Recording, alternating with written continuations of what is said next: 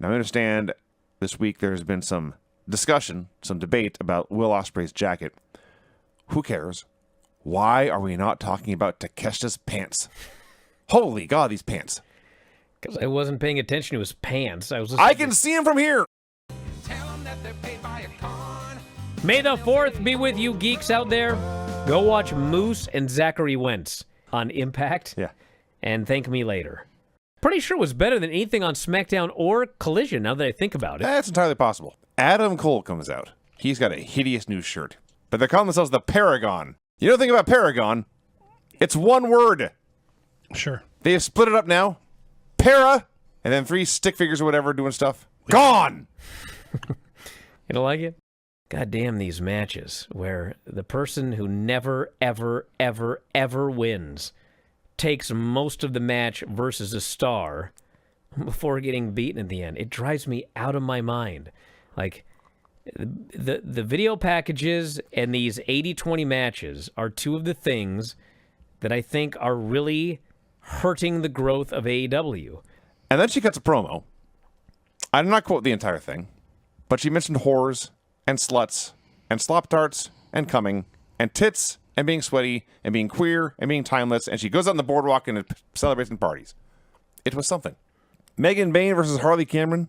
I think Harley's kind of cooled off a little bit since You don't say. Australia. They gave her a brief push and then proceeded to beat her repeatedly. Yeah, I think it's time to start giving her some W's. I went on the board. There's a big thing in the thread about how, the scissor me daddy ass, they say, it kind of got old with me. I just can't figure out this whole thing with Anthony Bowens. It seems like he's floundering while Max is thriving. Huh? And I was like, Whoa. he got a portion of the crowd to chant his silly catchphrase, okay? He has now achieved being 15% as over as he ever was in the Acclaimed. How is this a win? He went from 100% over to 0% over, and now he's managed to get 15% over. Can someone explain to me how this is a win? This is a loss. He's 85% less over than he was when he was in the Acclaimed. The same with Bowens. So what the fuck are we talking about? He's thriving. He's not thriving in any fucking way. Nathan is running wild at the end and does a standing shooting star press and destroys Elton Prince's face. Oh, boy. I am pretty sure whatever he did, that caused immediate profuse bleeding, also caused a concussion. He was looked out of it. Oh. Because this guy didn't kick out. And I asked this weekend, I have heard nothing. And usually when I ask and I hear nothing, you know what that means. Santos Escobar versus Rey Fenix. What the fuck was this? What the hell happened there? All my cameras are haunted. Are we still on? We lost, we lost everything. Excellent. Lost Craig. Craig, you back? Yeah, what the heck happened? Apparently we had a power surge. Huh. Oh, wow. Jared's furiously trying to fix Vinny's camera. That was weird. Everything shut down. It's about 150 That degrees was the wrong way. crazy. Uh-oh. Jared lost connection to the studio, so we're going to look at a shot of Vinny, the belt rack, and 2 titles. It's like a commercial, but it's airing on the SmackDown show. It's for a lawyer. There's lightning flashing out of his eyes. Wait, I didn't see this. I've never been in legal trouble, but if I were, don't get me the lawyer who does an ad with lightning flashing out of his eyes on SmackDown. Maybe. I don't want this lawyer. What was up with this week? Everyone thinking Monday was Tuesday. Well, that was just Everyone? you, sir. Yeah, well, when it happened, it was I got all these people that were messaging me going, my God, I thought it was Tuesday too today. It was something happened with the moon or something, and it caused everybody to think that Monday was Tuesday. You know what I'm saying? No. God, am I losing it? Yes. I went to go make her the quesadilla, and I opened up the pantry, and there's no tortillas. Looked down on the ground, and there's the package that they used to be in, but there's no tortillas. So I call Hanale over, and she says, well, I didn't know how to close the bag. Uh-oh. So I put them all in a box of light bulbs. I said, why did you put them in a box with light bulbs? Swear to God, she goes, if that box is good enough for light bulbs, it's good enough for tortillas. And I said, no, that's not worse. I open the box. These tortillas are hard as a rock. She is so your daughter. Crumbling to dust. It's insane. God. I lost my wallet at the Alamo Dome. The next day, I got a call from an usher that he found it. When I met up with him, everything was still in it. He refused to accept any money from me. Wow. Wow. I once lost my wallet in El Segundo. Yeah. Yeah. Lantian says Big Dave's sanity. Wow. 99% of the time, no matter where I park, I always know exactly where it is. But there's always that 1% of the time where is my car? Dude. And it's like in a bizarre place. Like, what was going on? All right, Granny, what do we got? We need to buy you a machine that you speak into, and it converts your voice into text. Oh, my God. So you don't have to write it down anymore. Absolutely not. And then I think even better, we put that text into a text-to-voice app and have it read her. Oh, my God. Whatever. Stacy Keebler, her and Tori had a eggnog fight. Stacy came out in Santa suit, and she puts her finger in the eggnog and samples it. And just a minute here. Okay. Looks my page. Then he I looks decided completely depressed over there. Take something from down below. Mind your own business. They're like,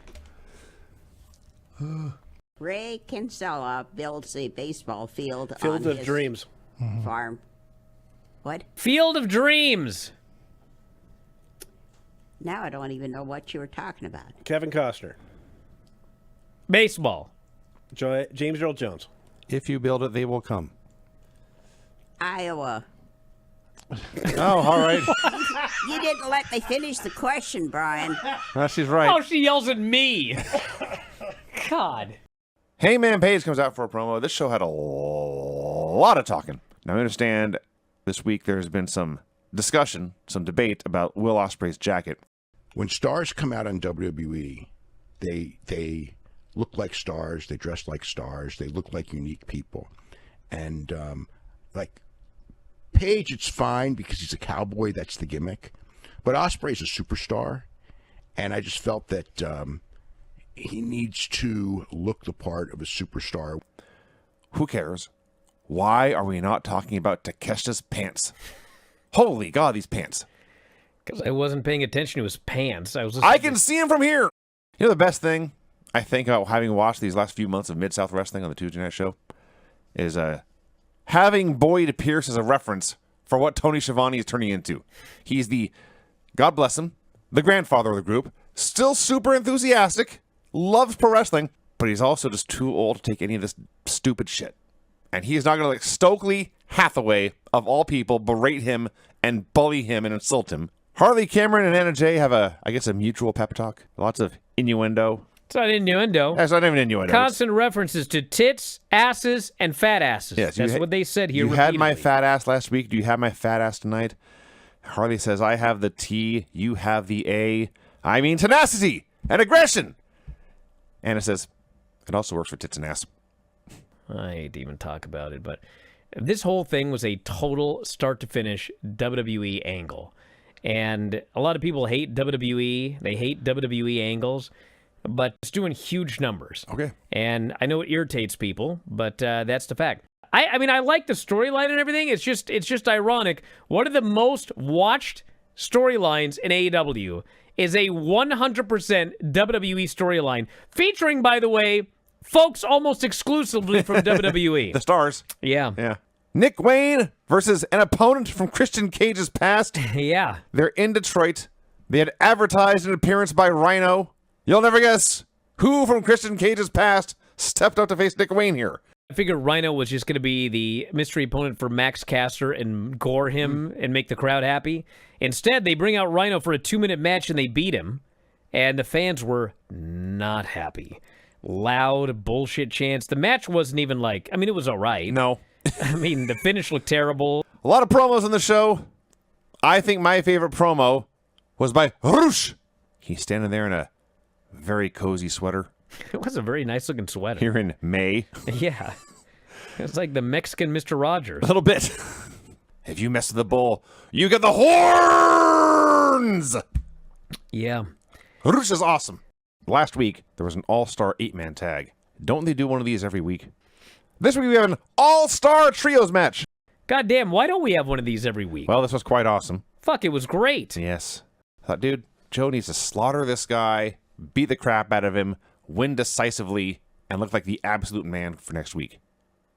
They had a back-and-forth heavyweight slugfest banger. I looked at it differently. I looked at it like we already know that Joe has choked out Moxley, and now we have seen that at any point during the match, even if Moxley is going for his finish, if Joe counters into that choke, Moxley is fucked. That's the story they were trying to tell. I thought it was a very good show overall. Yeah. Speaking of good shows, God damn, this NXT was great. pretty great. Pretty great. We watched. I thought this NXT was better than Dynamite. Vic Joseph then asks, have Hank and Tank taken on too much too soon? Well, Vic, they're the fucking tag team champions, so no, they're doing just fine. The fuck you talking about? 25-man battle royal? Fucking Sean Legacy, dude. He looked pretty great in that match, didn't he? God damn, that guy was awesome. Yeah. Fucking great. Yeah. Then we get the Sean Legacy, Javon Evans segment. God damn, these guys were fucking great together. Tore it up for the 60 seconds they had. I have never seen anyone ever do the near eliminations as good as Javon Evans. Yeah. This fucking guy, he's so fast and, like, he's so agile that, like, nobody can get tossed like Javon, where you're sure there's no way he could possibly save it, but somehow he manages to do it. There wasn't a living being. There was no person. Not a person on earth. If you were ranking these Miles 25 men on likelihood to win, Yes. he would have like 20th. I don't think they should do this all the time, but I think that every few years a Miles Bourne needs to win because it makes every battle royal afterwards far more interesting. In walks Izzy Dame, says, you're short. In walks Last Legend. They all look 3 feet taller than Jordan. God, They say, you're short. it's preposterous. Now the main event. Yes. This fucking match. Julia and Jordan Grace. Hot damn. This match was one of the best women's matches ever in NXT. Oh, for sure. Particularly on NXT television. Yeah. Probably the best match ever in the Performance Center between two women. Up there with any match you've ever seen with two men.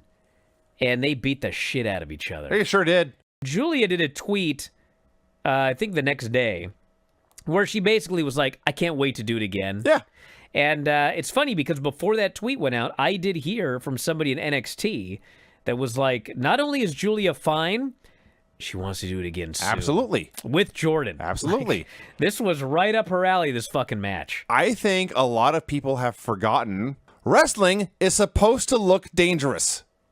Well, not only that, but I think a lot of people never watched Julia in fucking Stardom. It's not the scariest bump I don't want Julia's to ever say taken. this was a walk in the park. No. But this was like a throwback to her glory days. Yes. Incredible match. Absolutely ruled. Jordan is your worthy #1 contender. She was the better woman. There is no doubt. She's a very, very dangerous challenger for Stephanie Vaquera at Battleground. And Stephanie comes out for the stare down to hype up that show. Dude, This was a fucking great this match. is a great, And fucking a great match. show. Excellent wrestling show that was super entertaining to watch. You always knew why stuff was happening. Everything happened for a reason. This was the best NXT show of the year. Yeah. And probably, maybe even longer. I mean, this was the best NXT in forever. Yeah.